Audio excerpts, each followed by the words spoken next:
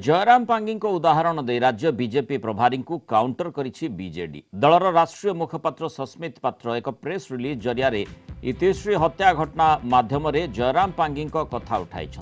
इतिश्री हत्या घटना जयराम पांगी भूमिका को नहीं बीजेपी प्रश्न उठेबा सह सीबीआई तदंत दाबी करथिला, किंतु परवर्ती समय सही पांगी को बीजेपी डाकी नहीं टिकेट देइथिला। ए बाबद राज्य बीजेपी प्रभारी को दल ठीक भावे अवगत करना बोधे बोली बीजेडी प्रश्न करिछि। आज पूर्वाह्न राज्य बीजेपी प्रभारी डी पुरंदेश्वरी परी प्रसंग उठे राज्य सरकार को टार्गेट करथिले। जवाब रे बीजेडी जयराम पांगी कथा उठेछि।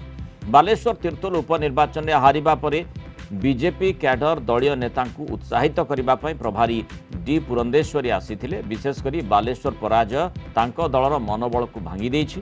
कर्मी मनोबल बढ़ाइबा को बीजेपी नेत्री मिछ कहउछंती बोली कहिछि बीजेडी।